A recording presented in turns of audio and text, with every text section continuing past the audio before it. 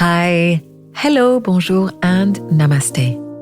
This is Out of the Clouds, a podcast at the crossroads between business and mindfulness. And I'm your host, Anne Mühlethaler. Hello. I'm delighted to be back here with you with a very special episode featuring the brilliant Karen Salmansohn. Now, I have to confess something. When Karen's agent reached out about having her on the show, it took me a minute, and then I realized that I actually own one of her books. It's the one about training your man like you would a dog, which had me in stitches when I got it a couple of years ago. I bought it after I got my first dog. So this interview was a real treat for me. Karen is a best-selling author who has sold over 2 million books globally, and she has the most wonderful way of describing her work. She says it's like putting Psychology Today and Mad Magazine in a blender and pressing frappé. Karen writes self-help books for people who wouldn't be caught dead reading self-help. And she pioneered what I'd say is self-help with serious attitude. She was actually the first personal development author to put a curse word in a book title with the now famed How to Be Happy, Dammit. But behind all that humor lies wisdom, and particularly around living intentionally. In our conversation today, Karen shares the deeply personal story behind her latest book, Your To Die For Life, which was inspired by both her experience with what she calls near-life experiences, so being life adjacent rather than fully present, and the sad yet transformative impact of her father's death. We dive into her practical framework for intentional living, including her 7 core values that she has reverse engineered from the top regrets of the dying. Karen introduces us to the concept of identity-based habits and to-die lists instead of to-do lists.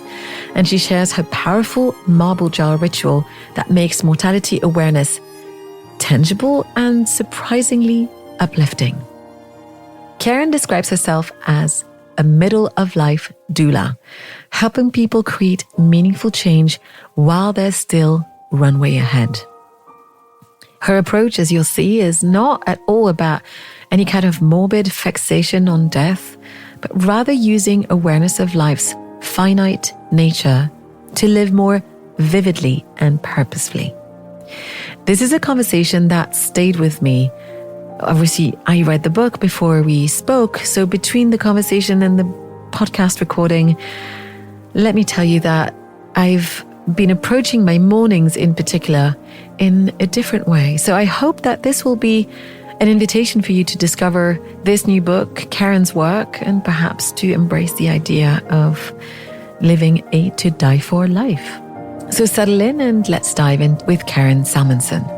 Happy listening. Karen, it's such a pleasure to have you here today. Thank you so much for joining me on Out of the Clouds. Oh, I'm so glad to be here. Good. So tell me first, where am I finding you today? This is New York City. That's a real view back there. Yeah. And actually, if I do this, although it's a little heated out, that's the Chrysler Building. Absolutely. I recognize it. So, and then we have the Empire State Building over there. Yeah. So it's a very New York iconic view. That was part of the reason why I decided to move here. I fell in love with the views. I don't have views of trees necessarily, but at night, it's almost like urban constellations because you see the night sky lit up by all these twinkly buildings, and it's very pretty. Yeah, I remember I first came to New York when I was 14 years old. And I think I fell in love with New York at night. We were staying in Stuyvesant Town, renting a friend of a friend's apartment. And I remember just watching the lights of New York City at night and just thinking, I will live there one day. And I did a few years ago, but it's funny how magical the light can make the city feel. Yeah, it's true. So as you may already know, I love to start the podcast by asking my guests to tell their story. And the reason why I start there is because we often default by talking about what we do which is all well and good. But I also like to do a little bit of exploration, a little bit of digging, because I think that oftentimes where we come from and what we went through informs a lot of what we do. And so if that's okay, though I know it's a big question, would you tell us your story? My story. Okay, well, I'll go really far back in time to when I was a little girl. And I used to love to sit in my room and write and draw and read. And I sometimes think about that because it's kind of what I do now. I sit in my New York apartment and I write and I draw and I read and I design, because that's what the internet has you do. You know, I design those Instagram posts and stuff like that, but it's sort of the equivalent of drawing. And when I was a little girl, I was always fascinated by psychology and humor. And my mom used to ask me if I want to go with her in the car to pick up my dad from the train station. And I used to love to go because across the street from the train station was this little mom and pop shop. And they sold magazines. And I would go in and grab one Psychology Today and one Mad magazine. And I sometimes think if you took Psychology Today and Mad magazine, put it in a blender and pressed frappé, you would get the books that I do. Because I love writing about psychology and philosophy with humor. So it makes it easier to digest. You know, a spoonful of humor helps the personal development tips go down. That's really quite wonderful. Was there someone in your household that was particularly humorous? You know, it's interesting. My mother and father are humorous. My brother is a pretty serious guy, but my father told dad jokes. I think he was probably the first dad in the universe to tell dad jokes, and all dad jokes have come from him. That's how I sort of see him. You know, we'd be at the dinner table. I still remember this one. And we'd be passing around the spinach, and he'd say, Karen, you know why they call spinach spinach? And, you know, the first time I would go, no. And then he'd say, listen to the sound it makes when it hits your plate. And then he'd put it, and he'd go, spinach, spinach. You hear the sound? Like these dad jokes. And then he was telling that to me until I was like 20. And I'd be like, spinach, spinach. But sure enough, I have told that same one to my son. I passed it down, credited my dad for it. But he would tell all these silly little jokes. And my mom is definitely someone who loves to joke. Did it help the spinach go down? Or get in? I like spinach. Maybe I like it more because of my dad's joke. But he would tell like very much the dad jokes. You know, that's what he would tell. And is your son now eating the spinach? He does. My son likes vegetables. And my son is very funny. So in fact, I want to raise him to be. I think enjoying humor is a great survival tool. Because whatever happens, if you can just try to see it with the lens of humor, it helps to heal. You know, I think it separates your ego from it too. If it's a personal story of something that happened, if there's a way to retell it, I've done that for myself. You know, if you can find the humor in it, it releases your ego a little bit. Yeah, absolutely. And so with this sort of side of humor meets psychology with a touch of desire to explore philosophy, I'm curious, what did you study? How was teenage Karen looking at the world? Well, for the longest time, I wanted to go into advertising. And then I decided I wanted to do film. So I was a film major, philosophy minor. And then I went into advertising first because I thought that was a way to do a little bit of everything, because I still liked the writing and the design and everything. And I thought, advertising will be great because I'll get some of the psychology, I'll get some of the filmmaking by shooting TV commercials, some of the design by doing print ads. Like I thought it was going to be fantastic for me, but it was very political. And I rose up quickly. I got a Clio my first year in the business. Actually, I got a Clio my first 6 months in the business. One of the very first ads I did, which was really, you know, surprising to myself even. And I can tell you what it was if you want. Yeah, I was going to, you can tell that I'm curious. Just for our listeners who may not know what a Clio is, would you kindly explain it as well? I guess it's sort of the equivalent of the Oscars for people in advertising or something, or an Emmy or something like that is the award. And it was for a print ad for a Kodak disc camera. I'm giving away how old I am because I don't even know if anybody out there has ever heard of a Kodak disc camera. But they made a pocket-sized camera, and you would still take out the film and you'd have to bring it to a place to have the film developed. But it was an instant camera, and that was a brand new idea, an instant camera. And the idea that they wanted to communicate was that it was quick and I took really good photos. And they weren't yet cracking it because most people were writing clever, witty headlines above a photo. But if you just take a static photo and put it in the print ad, it looked kind of boring. And this was like a sensational new product. And because I think in word picture, and I hope to think that I write like that, even if it's just a book, like visual words even. I've just always been both verbal and visual. Which is why I like writing and design and illustration and like all of that, which is why I love film. And I thought of a verbal visual solution. And that was the idea. The ad that won the Clio for a print ad was you saw on a page, let me see how I remember it, a wind-up toy soldier, a yo-yo, a light switch, and then a picture of the Kodak disc camera.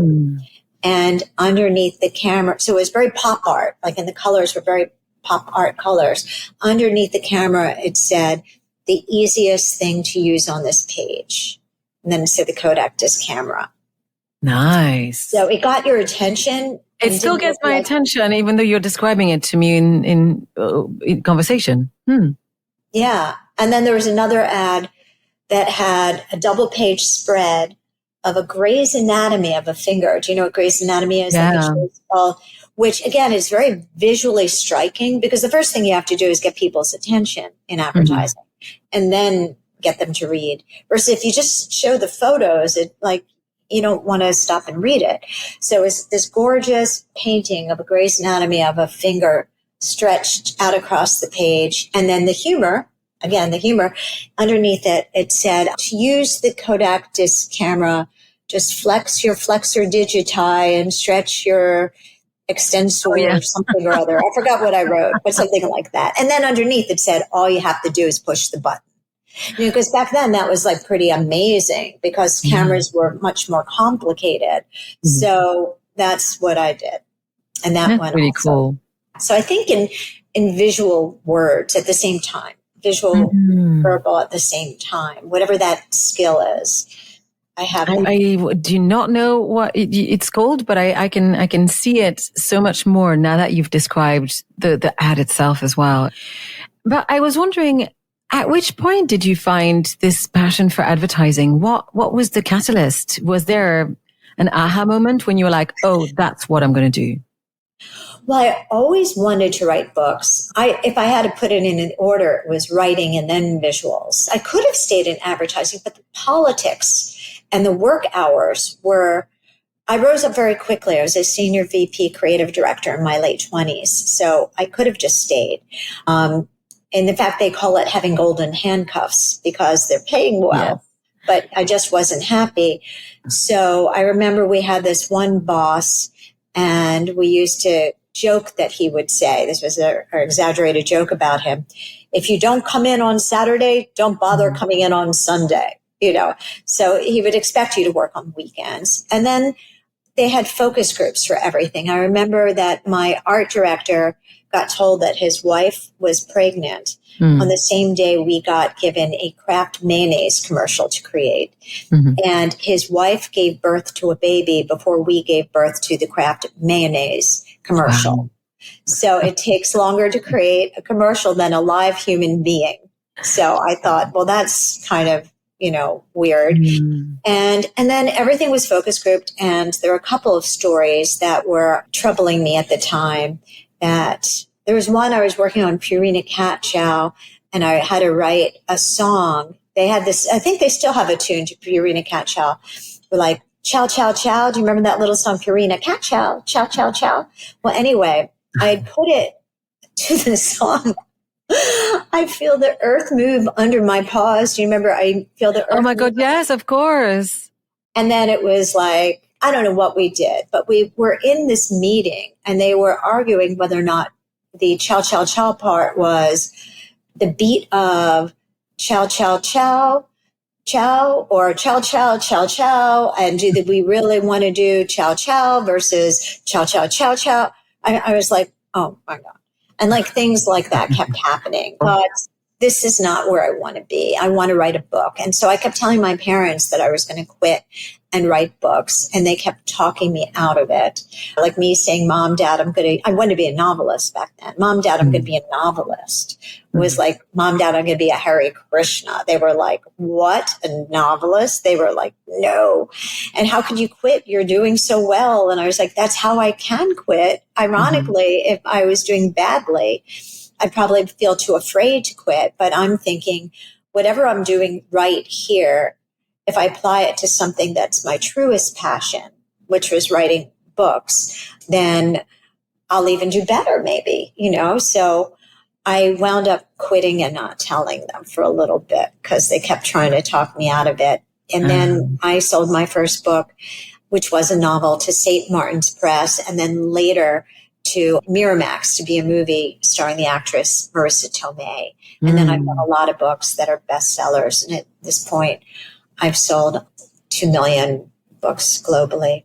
I guess it's time to tell my parents that I quit my job. And I'm kidding. I told them. It is, right?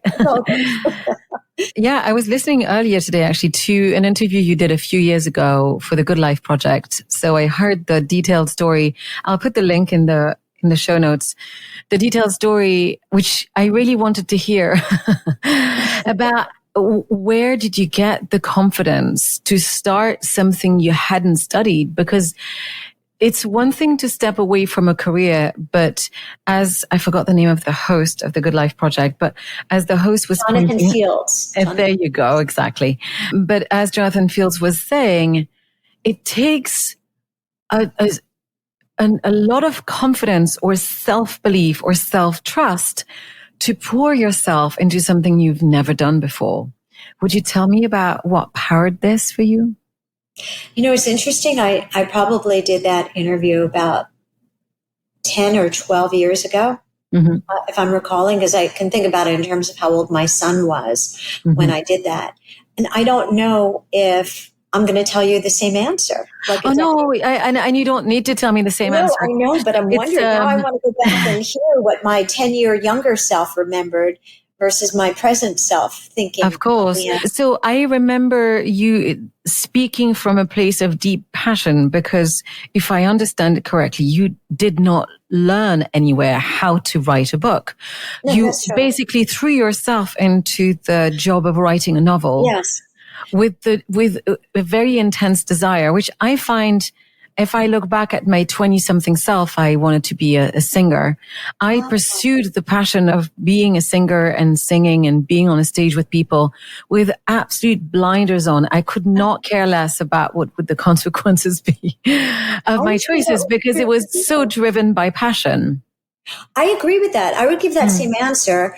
Absolutely, I would give that same answer. But I think that might have helped me in some ways not to be trained because I wrote a book in a style that was not yet a style.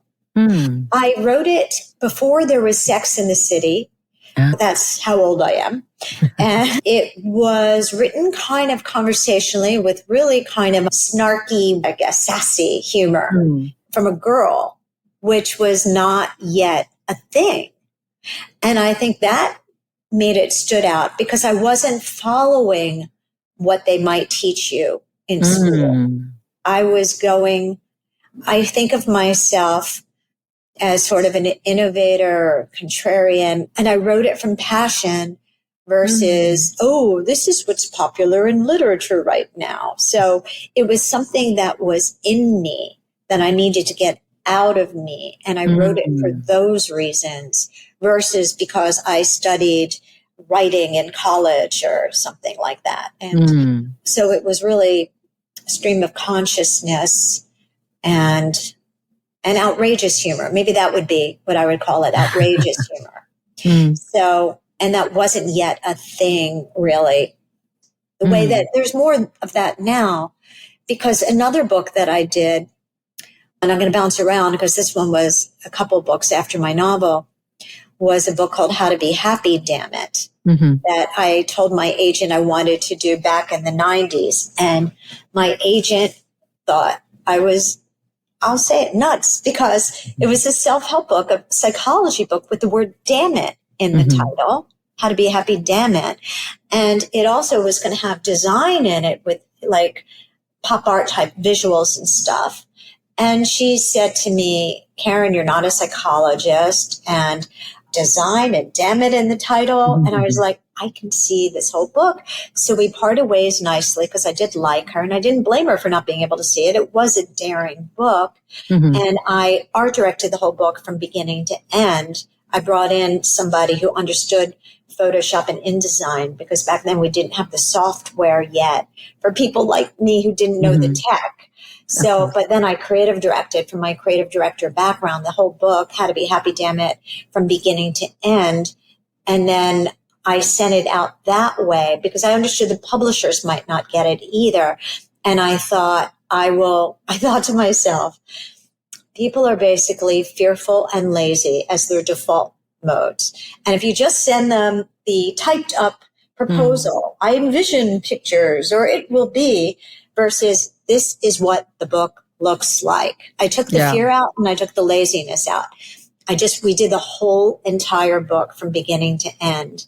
And then when it plopped down on their desk, they could see it. We took out some of the fear and laziness. And then we actually had a little bit of a bidding war for it. And when that book came out, it became a huge bestseller. It was Urban Outfitters' best-selling book for a couple of years. That was when the table with the stylized books on it was very small. It wasn't yet a thing. Sure. And I do believe I can confidently say that. It's a weird title to say that I want to have, but I'm the first personal development author to put a curse word in my book title. But now that is so commonplace. Of course. And the word damn it looks mild compared to, I can't even say some of the words of book titles now. But back then it was like blasphemy to have damn it in a psychology book title. But I wrote always from passion and something that was so in me. And I wrote that book because I thought I used to love to read psychology books. Like I am a geek. I'm a kind of a research geek. And I would read these books and then I'd love them and I'd want to give them to a friend. And I thought, oh my gosh, there should be self-help books that you could give to a friend as a gift and they're not going to punch you because it's like, here, you need this self-help book, or self-help books for people that wouldn't be caught dead reading self-help books because I'd be embarrassed reading them.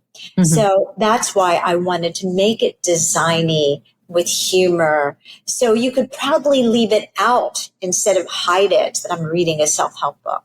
And that was why I wrote How to Be Happy, Dammit, for people like even like myself who was embarrassed to admit I was reading self-help books back in the 90s. Yeah. There's still a lot of people who are uncomfortable depending on the color of the cover, not just the title. So there's so much to the psychology of what's going to feel okay for some of us to walk around or sit on the tube or the subway with what kind of book. It sounds like you are obviously from your advertising background that you had this clear sense of who was the person you were doing this for, right? Yeah. I would think about I guess what you call the target audience and also that it was needed. Like, why aren't there? I saw that, like, it's interesting that doesn't exist. And, you know, Eminem, the singer, obviously found the book somehow or other on his own, but he liked the cover so much that my book, How to Be Happy, Dammit, wound up in an Eminem video. They like the camera pans. No way. You see him reading the book, How to Be Happy, Dammit. Oh, that's really funny. Congratulations. That's great advertising. Yeah, right? Yeah. I found it really interesting to hear you describe the process of having this vision for different kind of books parting with your agent and doing it yourself. And I would love for you we to sold it to a publishing house, though. You did, but you designed and I designed it myself. You created the product and then you brought it to the publishing house. And that's a step or two or three further than most authors would ever dare. Again, I was going to say, what powered you or inspired you to go in that direction? Well, my identity was always that I was a designer and a writer. So, and I was a creative director. I actually sold 6 books in 1 year because of that agent. That agent, after I told her about How to Be Happy, Dammit, she said, what else you got? So then I presented another book with a crazy title. Even God is single, so stop giving me a hard time. Okay. And I also envisioned it and had the whole design in my head. And she's like, I don't see this one either. What else you got? And then I pitched her another one, which I will tell you because I wound up selling she said no to 6 books in a row. What else you got? What else? I left that part out of the story, but now I'm even remembering myself. The other one was, wait to hear this. This was back in the 90s also. The Clitorist, spelled on purpose wrong, like tourism. The Clitoris, a guide to one of the hottest spots on earth for people with the clitoris or people who love people with one. And it was a woman's sexuality book. Yeah. And I brought in an illustrator. I used to love design so much. I became an accidental book packager. So there were 6 different books that I showed my agent one after the other. And she kept going, what else you got? What else you got? What else you got? I'm like, at a certain point, I was like, you know what? I really do believe in these pretty outrageous books, but I saw the gap in the marketplace for all of them. They even got a single book. Let's celebrate being single. I was single, and ironically, I got engaged right after I sold that book, which is another story. But I thought there should be books out there celebrating singlehood. And there weren't. And then I thought, the Clitoris, there should be a book out there allowing women to celebrate their sexuality, because this wasn't as common as it is now, with humor. So I kept thinking there should be. Each of the books were inspired by a there should be. I want to read a book. I have to write a book because I don't have a book, So I wrote it from, I want to wake up sleepy minds and hearts. And also because when I quit my job in advertising, I did think this. Because remember, I was a philosophy minor, and that was always a big part of my identity, psychology, philosophy. And I thought, I don't want to write ads that convince people to switch to a new toothpaste. I want to write books that inspire people to think in new ways. And that was behind, I would say, every single freaking book I did. Even the one that we're here to talk about today was because of that, Yeah, of course. Yeah, it's funny because when I first was contacted to interview you, I realized I checked out the names of your books, and I thought, if Karen sold that many books, I must know about one of them. And indeed, I actually own one of your books. It was the one about the dog training. Oh, actually, I'm so sorry because I meant to take it out. It's on my bookshelf in the bedroom. That one was another one. And you know what? I only bought it a couple of years ago. It amused me a great deal because I just had a puppy. I just needed to see where you took this because I was in the middle of training my dog. And so the idea of training a man just felt too fun to pass. Nowadays, everybody's so politically correct. That one I'm almost nervous to say, but it's called How to Make Your Man Behave in 21 Days or Less, Using the Secrets of Professional Dog Trainers. But I love It's a great title. It's just a little bit long. So for me, it didn't roll off the tongue and because I didn't remember. yes. And that one book alone sold about 500,000 copies, and in many different countries, in countries that you wouldn't think they would find that funny. But it's a loving book. People used to ask me, what does your boyfriend think of the book. And then I would say, oh my gosh, my boyfriend thinks it's very funny. But then again, I've taught him to laugh on command. But my boyfriend at the time was a comedy writer. So he did think the book was very funny. Brilliant. And, and it was funny. And I love dogs and I love men. And it's not even an angry book if you read it. It's not. It's just really fun. It's very, very sweet. Absolutely. There's one question, but we'll talk about your book today, the new book that's coming out in a couple of weeks. But I wanted to ask you, you have such a distinctive tone of voice in your writing. How did it come to you? How did you hone in on this voice? It's really, I don't fully know. I mean, maybe a diet of Mad magazines, and I don't know what it is, but I've always seen the world sort of funny. Even when I wrote for myself, my private audience of one in my journals, because I save all my journals, and I was a big journal writer, and I have a couple boxes for my journals. And when I look back, I'm like, oh, it's still my voice. And I recently was telling somebody a story about how I got together with a friend of mine who I went to high school with, who I hadn't seen in person in a long time. And I was visiting my mom, and we met at a diner after I left my mom. And she brought with her this little book that I had made for her, a pretend book, like that I taped and glued together when we graduated high school. My best friend, Susie, and who now goes by Susan, but she lets me still call her Susie because I think of her as Susie. And she showed it to me, and it was all the memories of like high school together. And I'd given her an advance copy of the book, You're to Die for Life. And she said, Karen, I brought this to show you. You gave this pretend book to me back in high school, and I just read your new book. And they're kind of the same voice. You have the same humor from back in high school. There's something the same there. And even like on the back of the book as a joke, where you're supposed to have the price, like on the back of the pretend book that I made my friend Susie as a high school graduation gift, I wrote down $2 million or something. I've always just thought humorously, the voice in my head, the narrator of my conscious and subconscious mind is a humorous narrator, and I won't know why. So I don't know what that is, but I think like that.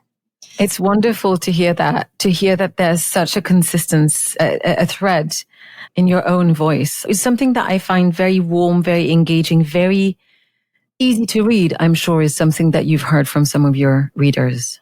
I think one of my skills is I can read really boring, dense, complicated things and rewrite them with humor and make it seem simple. And I used to process things with the humor. I still remember I said I wrote for myself. Yeah. I would do things around the home.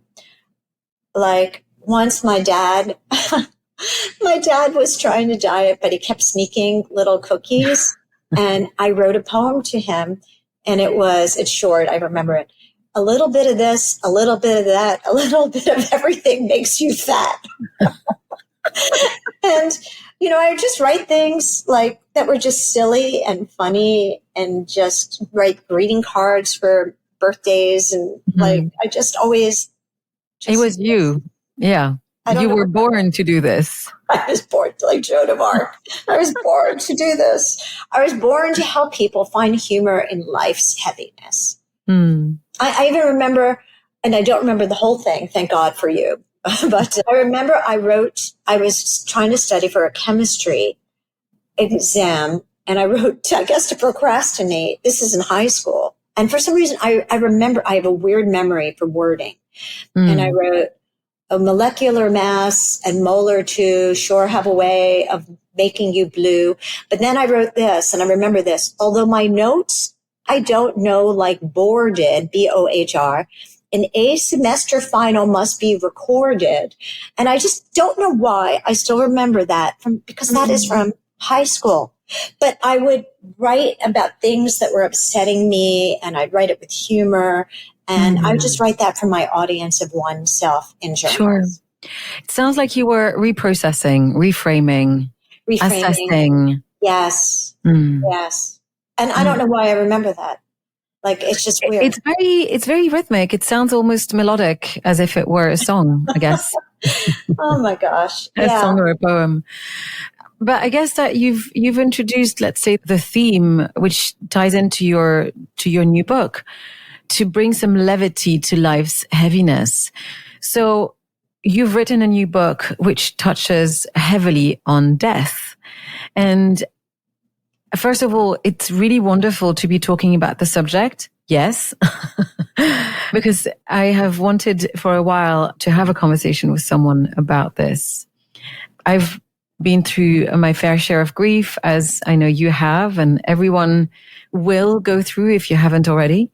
And it's striking to me the level to which we avoid talking about the finitude of our life. And so first, I'd love for you to tell us what inspired you to write this particular book. Well, I've been wanting to write this book for a while, actually. Well, I say there's two reasons why I wrote this book. And one is sort of like more quirky, funny, and one is more sad. So I'll start with the quirky, funny, and then I'll tell you the sad.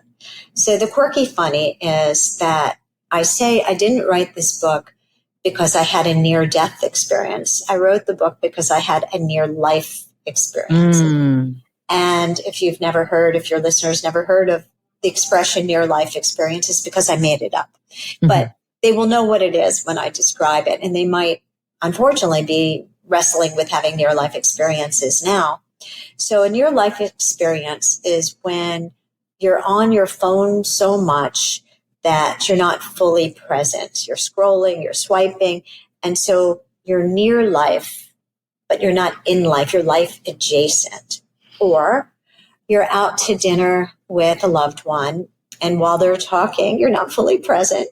You're worrying about something in the future or regretting something from the past. And again, you're not in your life, you're near life. And then the third kind of near life experience is when you keep saying, someday I will, I'll do that later.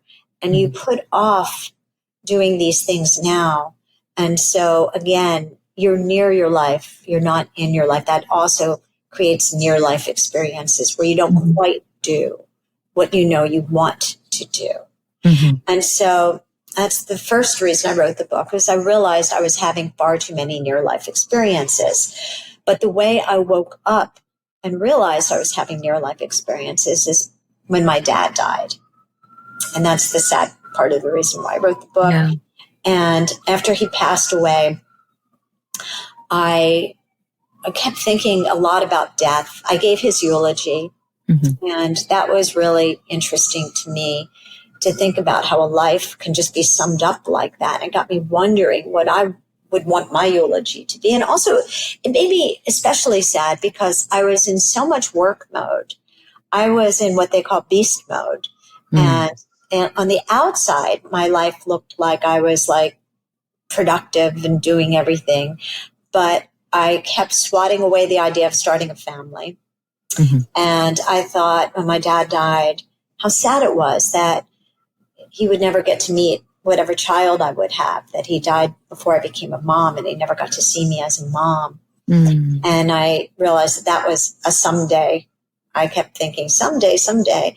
And so I have my dad's death to thank for my son's birth. And in a general clean sweeping of my priorities after he died, and wanting to live not in beast mode anymore, but in what I call best mode. I write about that in the book. And there's a difference, which I can go into. So I'll pause here and say that I found it really touching to read this. And in particular, the fact that it inspired you to try and write your own eulogy.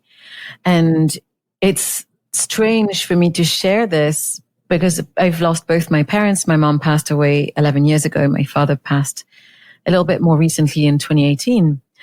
And I actually, he was 93. So had a really good life, though it was really hard, of course. But I did the same thing. I wrote my own eulogy after. That's interesting. It's Yes. interesting. So I have, like you, a very strong journaling practice. I journal every day. And I guess that within the days after the funeral, I needed to reflect on what I wanted my life to look like. And so I think that even though I don't believe I did it exactly the same way that you invite people to do it in the book, I had this exploration of thinking to myself, what do I want people to say about me once I'm gone? And just as you explain in the book, there I felt and saw some dissonance, some disconnect with not all, but some areas of my life that I wanted to see develop differently. And it was a turning point, without a doubt, as often it is when we lose someone very dear to us or there's a big life change. Suddenly there's an opportunity to pivot and do things differently. And it's when we are faced with this, with the loss and the possibility of our own passing, that we start to think about doing things differently. And I was in awe of the fact that you decided to tackle this, offering your readers the opportunity to take that pivot without having the loss. Yes. Why wait for somebody to die? Yeah. Why wait for yourself to have a health scare? Absolutely. Yeah. Please. I guess I had the diagnosis of a rheumatoid arthritis, which also had pivoted me a few years before. But why wait for that? Yes.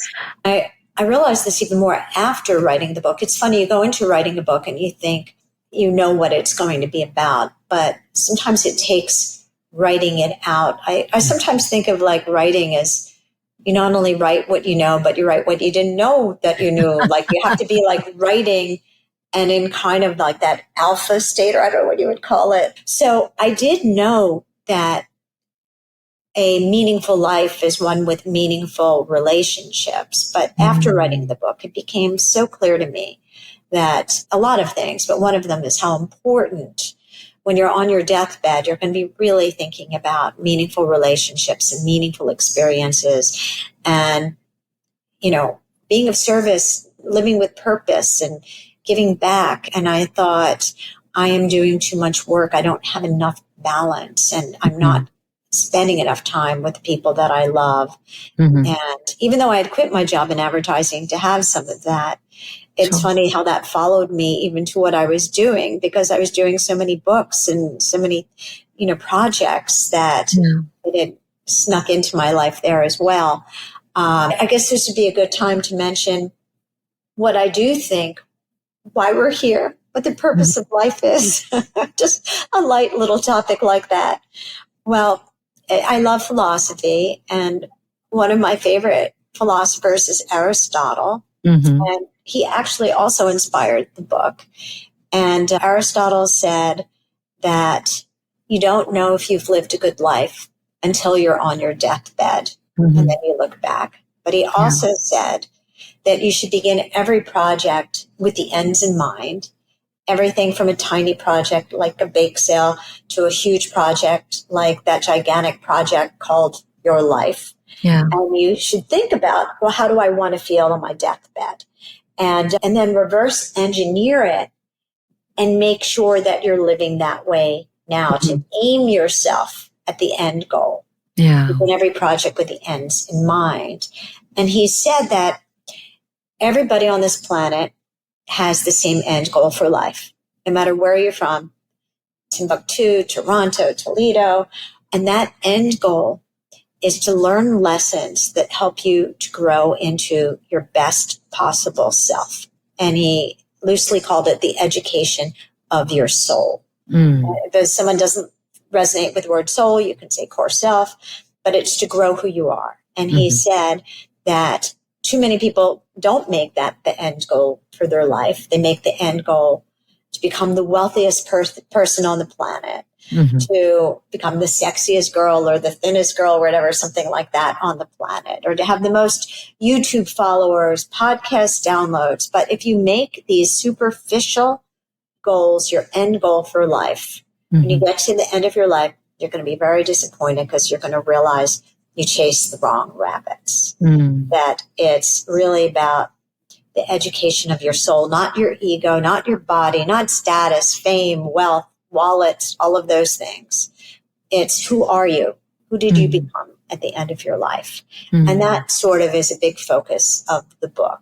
And in fact, when I give people a simple tool to write their eulogy, because I realize not everybody's going to want to sit down and write their eulogy, I created a template, like a Mad Libs type template where you fill in the blanks to write your eulogy. And a lot of those blanks have to do with core values, because that's about who do you need to become to get everything you want in your life. What are the core values you're embracing? Are you aware of your core values? And even if you are you actually embracing them? Or are you thinking to yourself, oh, yes, I value kindness, but then you're kind of being a jerk to people, So you have to live intentionally embracing your core values. And I help people to do that in the book. And I explain that more. This is sort of like a rough summary of the book. Sure. I actually really appreciate that you touch on that, because I had a couple of questions on this in particular. So reverse engineering, because I did the eulogy and there was a death in my family as well. I do feel that it certainly has spoken to what was important to me. And I know that you have read some Buddhist books, including the Tibetan book of Living and Dying. You are also, if I'm correct, a yoga teacher. So you've trained in yoga and meditation, as I am as well, as I'm also a mindfulness teacher. And it's interesting that there are those common threads that have helped bring me closer to my own values. I actually teach a lot of values-related workshops in a different style. I'm very passionate about that. And I really appreciated you making that connection to the imagining yourself on your deathbed in whatever way feels comfortable to your mind, your visualization, in a way that's not going to make you panic, right? So imagine that it's at a time where you've lived a really great life and you project positively into the future. And then this idea of traveling back and say, how am I making the choices? Am I following my inner value compass? And that spoke to me so much. It's true that we can be aware of our values and then not be aligned with them. And so I guess that when you talk about intentionality, this speaks to the, how do I say this? To the commitment to come back to thinking about them, right? To make this a practice. And I think that this probably ties in with some of the meditations that you invite people to revisit in the book. Would you speak to this a little bit? So I do have a death mindfulness meditation that I do in the morning, and I switch it up. There's actually a choice of 8 different ways to start your morning, fully embracing the gratitude that you have a morning to start. That a lot of us just wake up, hit the ground running. And I want people to wake up mindful of the awareness that you have opened your eyes to a new day. And so some of the methods that I do is I do it when I'm first in bed. I think about while I'm still there, because it's easier that way when you're still a little groggy to become aware of like the feeling, the texture of the sheets around you, where the light is. So you wake up slowly versus like just jumping out of bed. And then aware of whatever thoughts enter your mind, and then thinking about, and I have some ideas for ways to do this in the book, but I'll just loosely sum this up.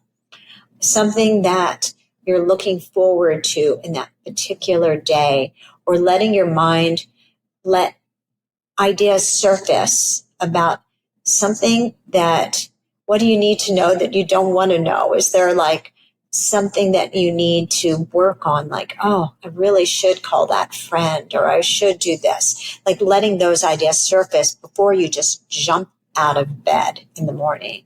And then when you put your feet on the ground, to make that a mindful practice. And that's where you think to yourself, thank you for this new day, as you plant your feet on the ground, and just being really aware of that.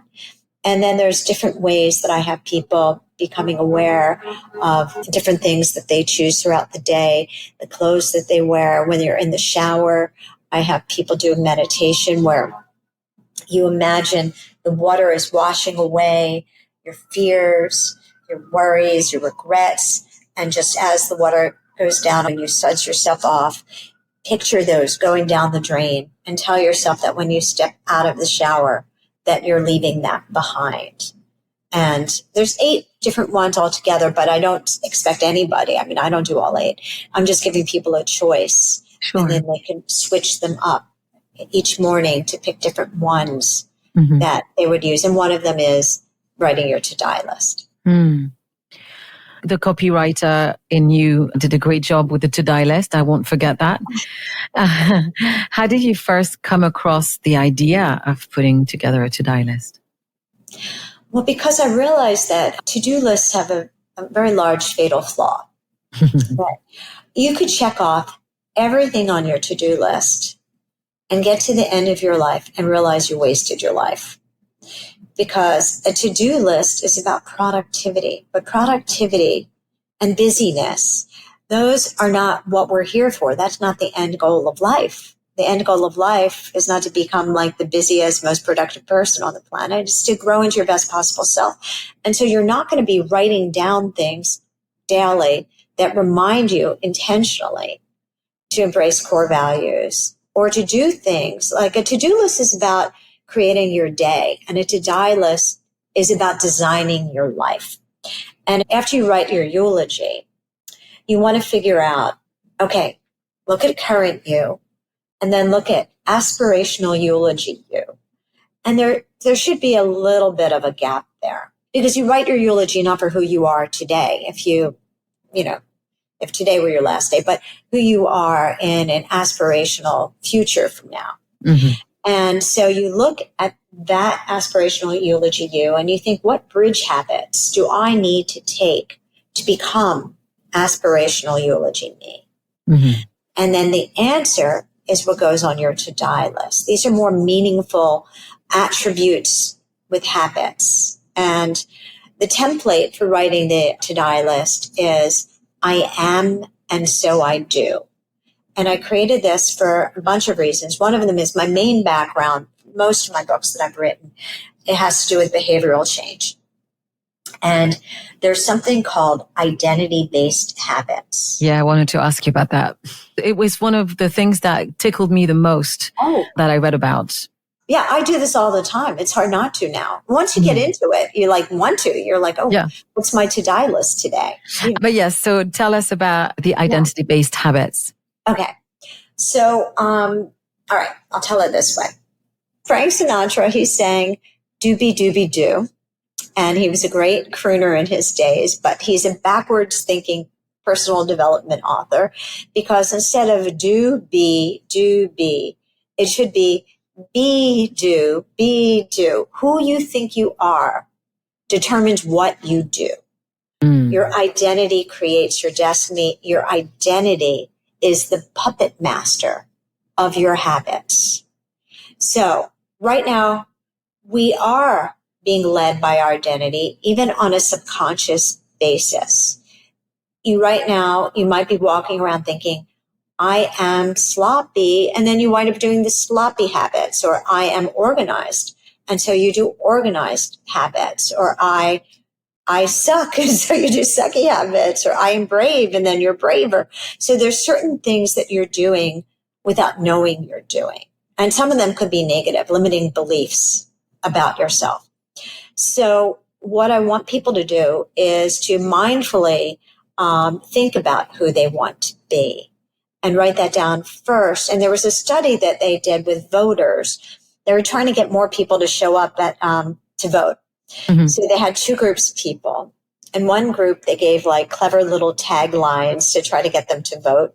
And the other group, they worked on their identity, convincing them that they are a voter. You are a voter. And the people that thought of themselves as voter were something like 3 times as more likely to show up at the polls, something very large like that. I even think that we do this without knowing it. For example, if you haven't gone to the gym in a while, it's hard to get yourself to go to the gym because you're thinking, I'm the type of person that doesn't go to the gym or whatever it is. But once you start to get into the habit of going to the gym, it's easier to go to the gym because you've adopted the identity of a gym goer. Yeah. And so that's why it's easier once you start, Yeah. it's like that with a lot of habits like that. But so what I have people do is you can write your to-die list and your identity-based statements in a couple of ways. You can look at your eulogy and think, okay, who do I need to become in order to get everything I want in my eulogy? Or you can look at your present life and think, who do I need to become to write that novel, if that's something? Or who do I need to become to stop fighting with my partner? Or who do I need to become to feel closer to my son? Or who do I need to become? But it always begins with that question. And then you journal the core values that are needed and then the actions with them. And what happens is when you write down the core value with it, and that's a core value that you know you truly value, you're more likely to do the habit, because if you don't, it creates cognitive dissonance. So I'll give an example. Yes, I'm familiar with it, but you can explain it for our guests. Here's one from a couple of months ago. My friend Danielle was having a birthday, and she lives in Connecticut, and I live here in New York, and I don't drive a car anymore. My driver's license expired. I never got it renewed. Like an episode of Sex and the City where they all go to LA. None of them drive a car. That's me. And so when she sent me a birthday invitation to celebrate her birthday in Connecticut, my first thought was like, oh God, I don't know how to get to Connecticut. I don't drive. And then I thought, okay, meaningful relationships matter. Let me write an I am and so I do statement. So I wrote down, I am a loving person. And so I find a way to get myself to Connecticut. Which motivates me much more than just thinking I have to figure out how to get to Connecticut. No, I'm a loving person, which of course I want to be. I will find a way to get myself to Connecticut, and creates cognitive dissonance. If you don't find a way to get to Connecticut, yet you value being loving. Who am I? Wait a minute. I'm a loving person. Of course I'm going to find a way to get to Connecticut. Absolutely. And anytime you attach a core value to an I am and so I do statement, and you really value being that core value, it motivates you like an accountability buddy to be more likely to do that thing. Otherwise, you feel a disconnect that makes you feel uncomfortable. Yeah. I was thinking also, our brains are there to solve the problems that we come across in our lives. Yes. And I think that being aware of the cognitive dissonance triggers the brain in solution mode, right? I love that. Because you are in this mode and your brain realizes that we need to find a way to fix this dissonance, as you describe it. You then go into problem solving mode, which That's true. Which it percolates at the back of our heads, right? It doesn't even need to be something you solve in the moment, but knowing what you care about and how you want to show up. Our loving, complicated brain machines are going to solve the problem for us. Also, I hope. You're right. It creates an importance to it that makes you try a little harder to come up with a solution. You're right. Because it did. I was like, okay, I'm going to find a way to get there because I am a loving person, you know? And then there was another one that I did after my son was born. I had gained a lot of weight and I kept calling it my pregnancy weight. But at that point, my son was like 2 or 3 years old and I kept calling it my pregnancy weight. And I had to be honest with myself and say, this is my I eat too much crappy food weight. And I was on the phone with my publishing house and we were talking. They had sent me pages for a book that I had created. And it had photos and illustrations, and I could see some of the color leaking through the other side of the paper. So I was saying to the publishing house, we need to get a thicker, toothier paper. I was like talking to them. And then this like awareness showed up, and I thought, I am a very discerning person. And then I thought, oh, wait a minute. I value discerning. I value the core value of discerning. And yet I'm not eating like a discerning person. I'm shoveling in cheddar cheese goldfish and macaroni and cheese, pizza. And I thought, but I value being discerning. And so I use that for the I am and so I do statement. I am a discerning person. And so I eat healthy foods. And so then I would look at the pizza and I would think, that's not the food of a discerning person, or that's not like... And believe it or not, this one core value, embracing discerning, helped me to lose 20 pounds in 3 months. I kept using that over and over and over. And there's a ripple effect too, that after embracing the word discerning so intentionally, so mindfully, it helped me not to spend as much money. Like I am a discerning person. Why am I wasting my money on this? I'm a discerning person. Like I became more aware of my time. So once you own a core value so fully, it has a ripple effect and starts to kind of help you in other areas of your life as well. That's beautiful. I loved the word discernment. I had made a note of that as well. It felt to me as if it was almost a keyword actually for the book and for what you went through in the journey since the passing of your father, since the eulogy. Yes. And with all of what you were doing, it's when I read this part, it felt like this is where you needed to come to. That's very astute of you. Yes. That's how it woke me up where I was wasting time and trying to get my priorities back in order. And in fact, I have a whole chapter in the book about doing a life audit and finding out where all the crap and clutter of your life is. And discerning is one of my top 7 core values, which I offer to people because I want people to figure out what their core values are. But I looked at the top regrets of the dying and I reverse engineered them. And I realized, that's how you did it. Okay. Because I was wondering how you came down with those 7. Those 7. I reverse engineer the top regrets of the dying, but I looked at those regrets from the lens of my own life too, and thought, how do I make sure I don't wind up with those 7 regrets? What do I need to do? And I realized that there were 7 core values that if somebody gets writer's block or just thought block and they're like, I don't know what my top core values are, you can grab these 7 and they will help you. And I could tell you and your listeners. Yes, of course. I don't have them in front of me. I remember you listed them from A to G. Yes. And I know that G was gratitude. But I don't remember. Yes. And I know discernment was in it. No, you're going to have to read them to me. I don't remember them. Okay, it's okay. I have them memorized because I use them all the time. Of course. The first one, A, is authentic. And let me tell you, that one is extremely important to live a to die for life because you want to make sure it's your life, that you're not living because of society's expectations or your parents' expectations. If I had just stayed in advertising because my parents were like, stay in advertising, then I wouldn't have had as much of a authentic life, a to die for life, B is brave. And that one is really big because you have to get out of your comfort zone. You have to take the bold risks. Again, if I backwards think it, me saying to my agent, I'm writing those books, I'm doing that. It's a B. If I look at all of the great moments, the turning point moments, the game changers, I have a lot of B for brave to thank. C is curious.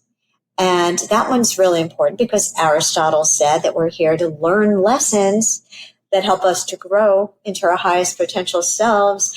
And so you need to be curious to go, why does this keep happening to me? What could I do differently? Why is this pattern here? Because we repeat what we don't repair. And you have to break free from these patterns and become aware of your limiting beliefs and get curious about how and why you have them and to break them. And also curiosity creates awe and wonder, and that improves your day. D is discerning, and that's how you can look at your life and see where the crap and clutter is, because everybody's going, I'm too busy. I didn't have time to do that, which is sort of like the adult version of the dog ate my homework, But if you start to get discerning about your time, you can get rid of some of the crap and clutter and realize what your true priorities are. And that discernment helps you to write your to-die list each day, not just the to-do list, but the discernment of knowing what to make sure you find time for in your day. E is empathic love. And I put the E on it, quite frankly, because I needed alphabetical order, because I realized I had them in alphabetical order by coincidence. And then I thought, you know what? I wanted love there. But I thought, empathic love might even be the truer form of love that I want to write about anyway, because sometimes when people hear love, they might mistake it for romantic love. And I wanted to be an all-encompassing love. And I thought the E for empathic was a reminder to be an active listener, to really try to understand someone, not just make it the chemistry of love, Sure. And then F is fun. Mm-hmm. And yes, that's a core value, because one of the top regrets of the dying are, I wish I hadn't worked so hard, mm-hmm. which is where I was when my dad died. I was working very hard.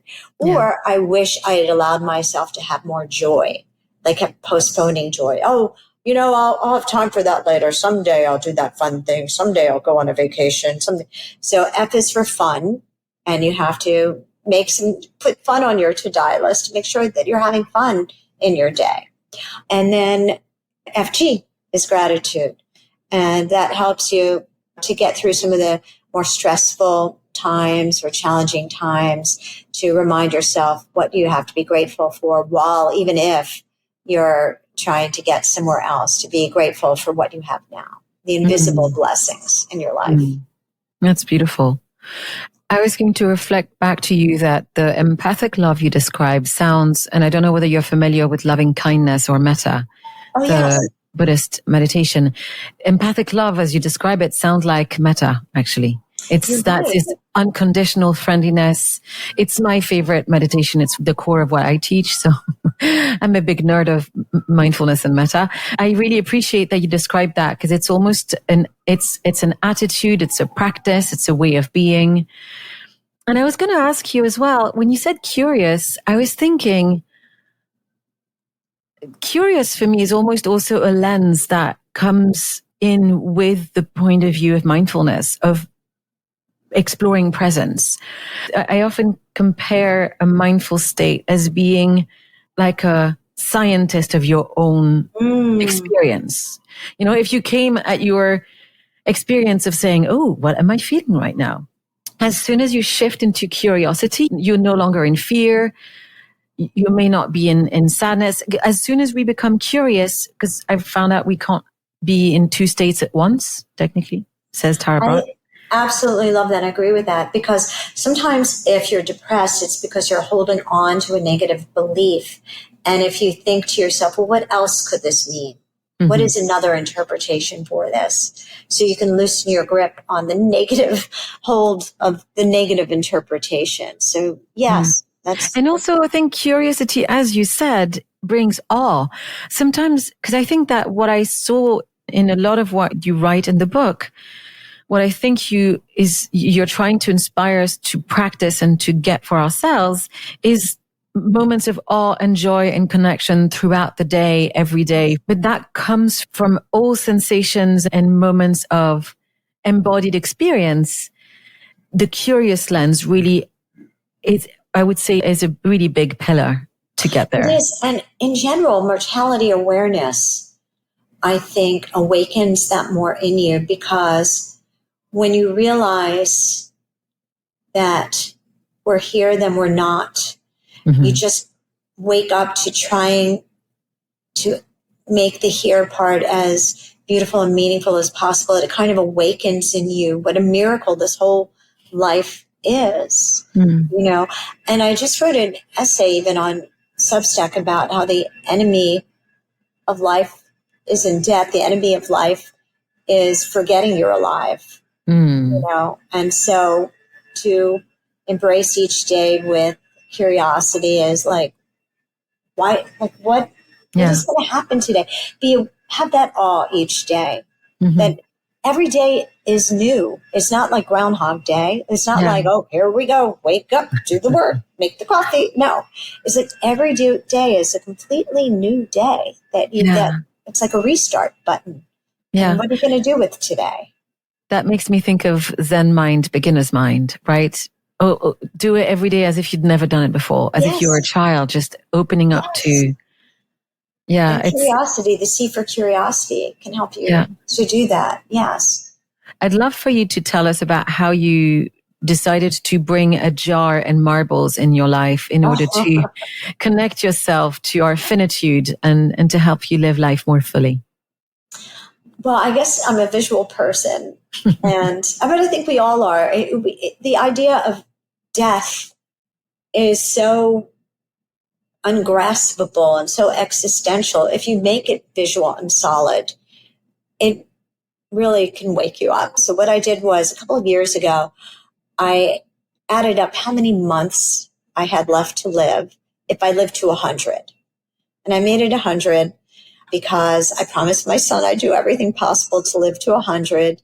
He'd asked me to live to 200, but I bargained him down and he accepted my counter offer. So I added up how many months I had left, and I forgot the exact amount. I think it was like 473. It was under 500 because I bought in bulk 500 marbles, and then I had to remove the marbles because I didn't even have 500 marbles. I'm like, geez, I don't even have 500 marbles left. And that was also kind of sad, removing the marbles before I put them in the jar. And then I bought an empty jar for right next to that jar. And then I have this ritual. On the first of every month, I remove a marble from the jar. And I do it over coffee and with my journal nearby.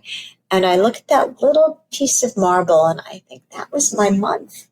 This is a piece of my life. Like, you hold it in your hands and you think, the first time I did it, I thought, what did I do with last month? Where did that time go? And the first time I did it, I couldn't even really remember anything specifically. It was more vague. I thought, oh, I guess I did this and I guess I did that. But I thought, I'm going to do better next month, and I plunked it into the empty jar. Like, I could remember a few things, but it wasn't like, wow, that was quite a June, or that was some February there, So I looked at the marbles and I thought, okay, you're going to be my next month's marble. And I kind of looked at it and I thought, I'm going to plan some things for next month. Like, it made me aware that I wanted to make, because I knew I was going to have to do the ritual the first of the next month. And I started to think of things for that marble. And when the next month came about, I pulled out that marble and I knew I was, oh yes, this was the month that I did X, Y, or Z. I looked at it and I plunked it into the jar. So now I have both jars in the window, and one jar that was once empty is now filling up, which is also visually startling to see. Yeah. But I don't look at it as sad because I'm like, I remember that marble. Hi there. I remember you. You're April. We did this together, so it's not as morbid. And then the other thing that happens is I have them in my kitchen. And when I walk into the kitchen and I remember I told my son I would live to 100, I think, do I really need an extra scoop of ice cream? I plan to live to 100. I want to get all my marbles in. So it accidentally also helps me to try to eat better because I keep them in my kitchen. So that's really sweet. Thank you so much for sharing that, because as I was hearing you, I was listening to you earlier today on a walk talking about this, and it got me thinking, oh gosh, I wonder how many marbles would be in my jar. And then I thought, where do I get jars? Where do I get marbles?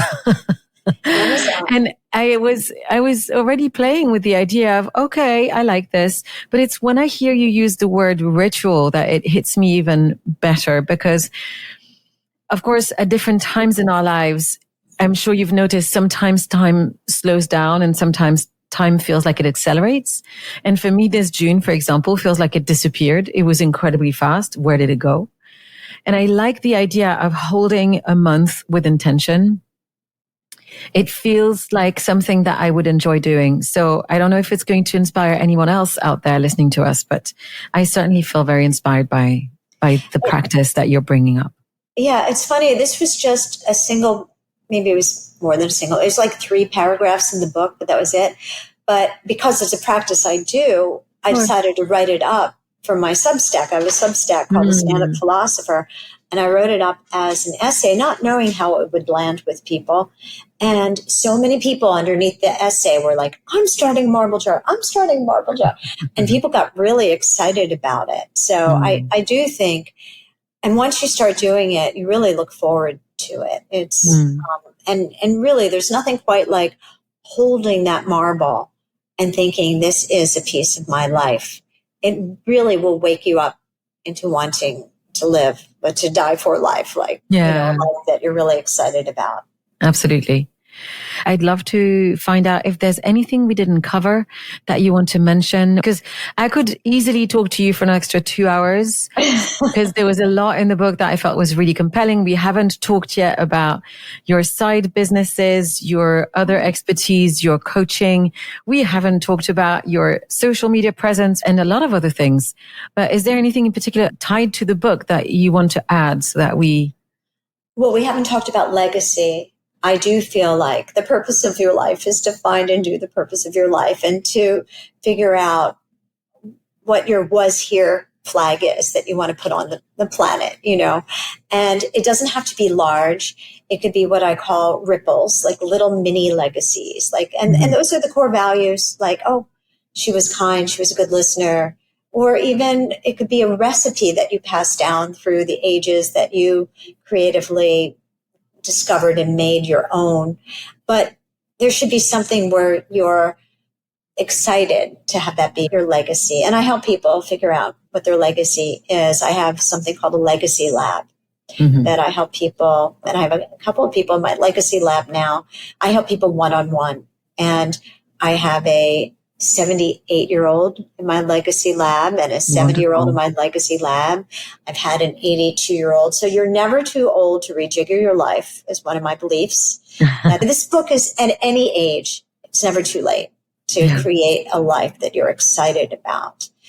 And some people think, like, if they hear I wrote a book about death, that I'm an end of life doula, but I sort of envision myself as a middle of life doula or beginning of life doula, that there's still runway left and even a way to have closure with things in the past if there's something still that's troubling you. I have closure class that I help people to make peace with that. And then that can free them up to enjoy their life more if something is stuck in you that's keeping you feeling stuck in your daily life. I help you to get peace around that. That sounds wonderful. I like how you describe yourself as a middle of life doula, because I was at TED in Vancouver a couple of years ago and I saw an amazing death doula called Alua Arthur. I actually highly recommend people watch her talk, and it's terrible because I remember two things. First, she wore a wonderful orange dress. She looked amazing. And second, she said, any of the people she's supported has ever regretted eating the cake. So her takeaway was also eat the cake. I thought it was very, it's like good to know. I'd love to ask you a couple of quick questions before we close. And thank you for bringing up the creating ripples, because this was another part of the book that felt very inspiring, I would say. So one of my favorite questions is, what is your favorite word? But let me color the question by saying it, not just a word that you like the sound of, a word that you could imagine tattooing on yourself or living with for a while. Well, it's funny. I do have a tattoo, but it's my son's name, Ari. It's Ari. Well, and yes. I know that it was inspired by Aristotle. Yes. Right? Yes.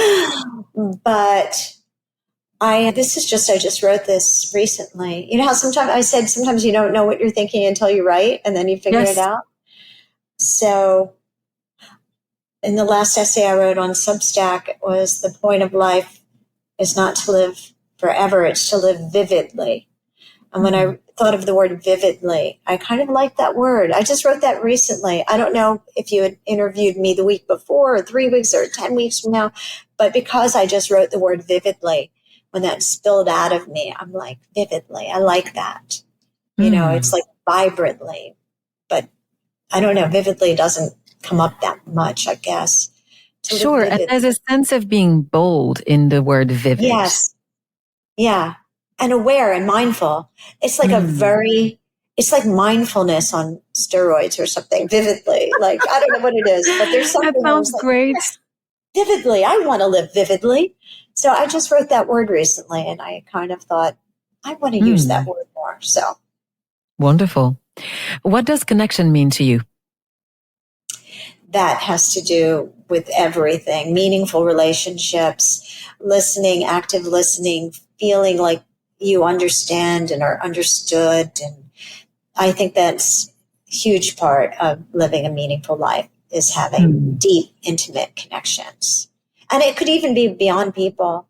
It could just be even with yourself. You know, I think that we need more alone time to contemplate and having an inner connection with knowing who we are, living authentically. And so I think connection is a beautiful word. That could be up there with vividly. What song best represents you? Alanis Morissette, about you live, you learn. You know that song? I can't sing. I probably do, and I can't remember. So that one. And then, oh God, the other day, there was a song that came up, and it's so weird how sometimes a song can just get you. The song Brave by Sarah, what's her name? Oh, I forgot her name, but it's Brave. Oh my gosh. I love that song. Sarah Bareilles. I can't say her last name because it looks like it's French. So I want to say Sarah Bareilles, but I know that's not how she says it. Yes. Sorry. Oh, that's great. Yes, I know that song. I love that song too. And I love anything from Regina Spektor. Her voice is just so beautiful and just so emotional and poignant and everything like that. Oh, that sounds gorgeous. What's a secret superpower that you have? And I say secret, aka you haven't told us about that power yet. Secret superpower. I do think I'm pretty intuitive about people. I think I'm pretty intuitive. So I think the ability to listen between words and notice things. I'm a noticer. I'm a good noticer of things. That's it. Sounds like a really great superpower. Imagining that you can step into a future version of yourself, something I know you practice. What do you think is the most important advice that future you needs to give to present time you? Well, now you have me thinking eat the cake, but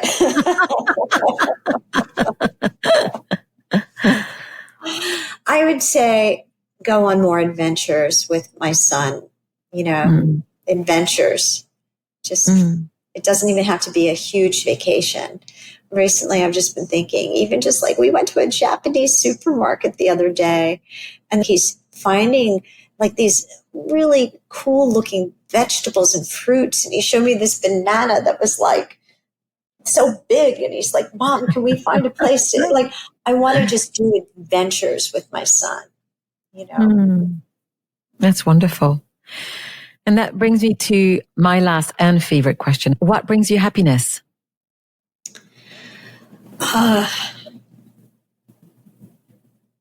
Love, family, friends, deep empathic love. That's my favorite core value of all my core values. I feel like that's the most important thing to me out of all of them. Having deep, empathic, connected love with the people that I treasure. Thank you so much, Karen. I appreciate the time that you gave me today. It was such a pleasure to meet you. I wanted to say I really enjoyed getting to know you before meeting you.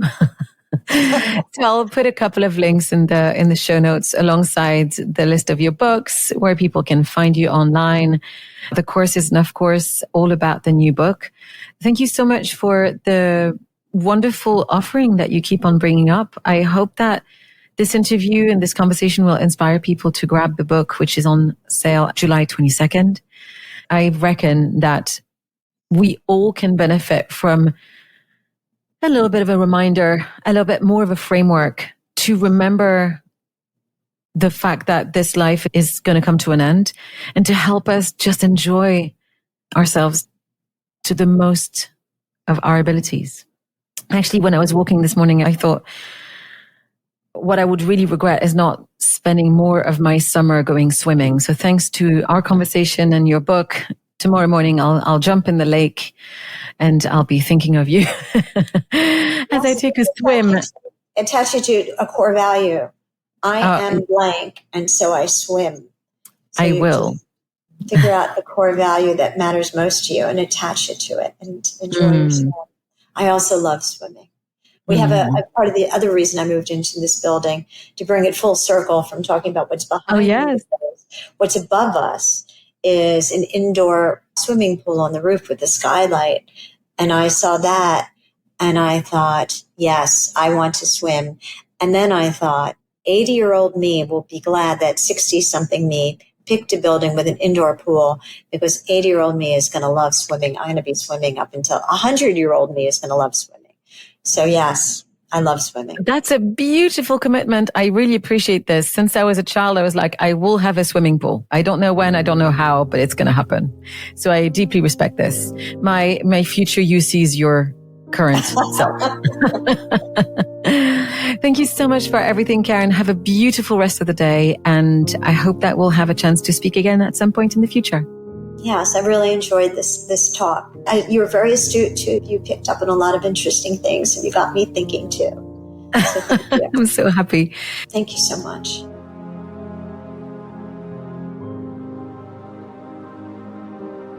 So, friends and listeners, thanks again for joining me today.